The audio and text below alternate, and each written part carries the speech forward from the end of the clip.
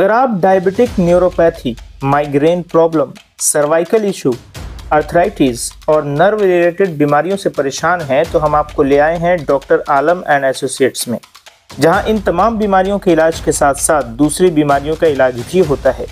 बता दें कि डॉक्टर आलम एंड एसोसिएट्स का चैम्बर लिंटन स्ट्रीट स्थित लिंटन बॉयज हॉस्टल के पास B98/H/5 लिंटन स्ट्रीट पर स्थित है, जहां सीनियर न्यूरोलॉजिस्ट और प्रोफेसर डॉक्टर हाजी मोहम्मद फिरोज आलम एवरी फ्राइडे शाम 7 बजे से रात 9 बजे तक मौजूद रहते हैं।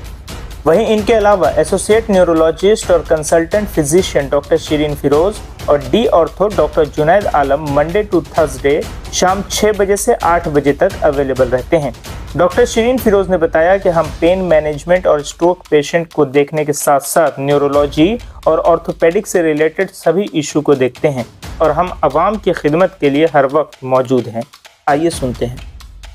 ये हमारा अपना ही फर्म है, डॉक्टर आलम एंड एसोसिएट्स। हमने इसे कुछ साल पहले स्टार्ट किया था। इसे मेरे फादर प्रोफेसर हाजी मोहम्मद फिरोज आलम, मैं और मेरे हस्बैंड डॉक्टर जुनैद आलम, हम लोग 3 डॉक्टर्स इसको ये करते चलाते हैं। तो मैं अपने फादर की जगह में हूँ। एक्चुअली वो काफी बिजी रहते हैं मंडे से लेकर फ्राइडे तक, तो मैं मिलती हूँ अल्टरनेटिव में उनके। तो मैं मंडे टू थर्सडे बैठती हूँ शाम को 6 से 8 के बीच में। मेरा जो भी एक्सपीरियंस है मैंने उनसे अंडर गाइडेंस ट्रेनिंग लिया है। तो यहाँ मैं बेसिकली ट्रीटमेंट करती हूँ रेडिकुलोपैथी पेशेंट्स का। जो पेशेंट्स को आपका जाकर डायबिटिक न्यूरोपैथी हो जाता है, डायबिटीज की वजह से उनके नर्व्स में प्रॉपर ब्लड सर्कुलेशन नहीं जाता है, मैं उनको ट्रीट करती हूँ। फिर आपका जाकर मैं माइग्रेन पेशेंट्स को ट्रीट करती हूँ। स्ट्रोक केसेस वगैरह मैं हैंडल कर लेती हूँ। प्राइमरीली मैं ट्रीटमेंट देती हूँ, बट सेकेंडरी ट्रीटमेंट के लिए मैं अपने फादर को रेफर कर देती हूँ because he has more experience than me. And other than that pain management भी मैं करती हूँ मैनेज। मैं बेसिकली रेडिकुलोपैथी पेशेंट्स को देखती हूँ और डायबिटिक न्यूरोपैथी पेशेंट्स को भी देखती हूँ, जो लोग को बहुत ईयर्स तक डायबिटीज रहता है और वो डायबिटीज का जो ग्लूकोज होता है उनके नसों में जम जाता है। इसकी वजह से उनका प्रॉपर ब्लड सर्कुलेशन नहीं हो पाता है नर्व्स में।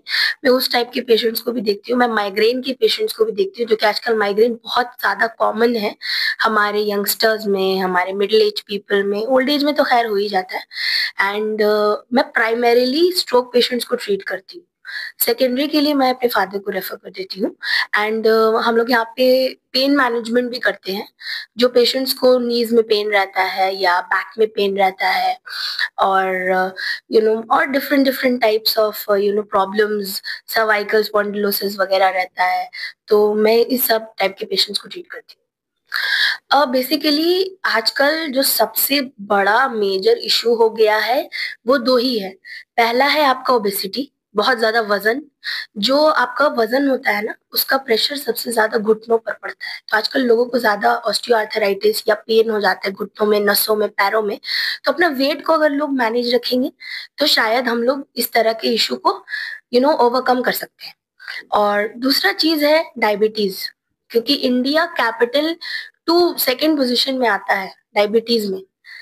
तो इसी के लिए हम लोग को अपने शुगर लेवल्स को भी मैनेज रखना चाहिए, क्योंकि डायबिटीज से बहुत सारे अलग अलग प्रॉब्लम्स होते हैं। जैसे मैंने एक और बताया ना डिजीज, डायबिटिक न्यूरोपैथी, आपका ग्लूकोज नसों में जम जाता है, इसकी वजह से प्रॉपर ब्लड फ्लो नहीं हो पाता है, तो वो एक इशू है।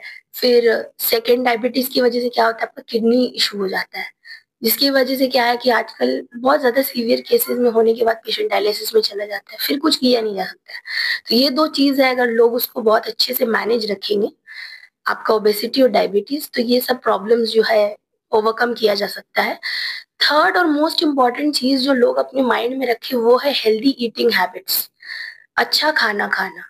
अच्छे खाने से मेरा ये मतलब है अपने खाने में हमें ज्यादातर fruits, vegetables, different different types of grains add करने चाहिए, different types of dal add करना चाहिए। एनिमल प्रोटीन को थोड़ा कम अवॉइड करके भी हम लोग चल सकते हैं।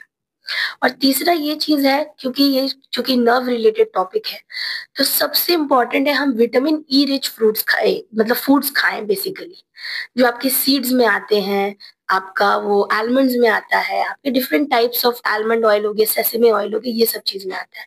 इससे क्या है, जब आपके बॉडी में sufficient amount of vitamin E होगा तो आपके नसों में जो ब्लड फ्लो है वो प्रॉपर होगा। देखिए, डिप्रेशन का आजकल सबसे बड़ा कारण है पीयर प्रेशर एंड कंपटीशन।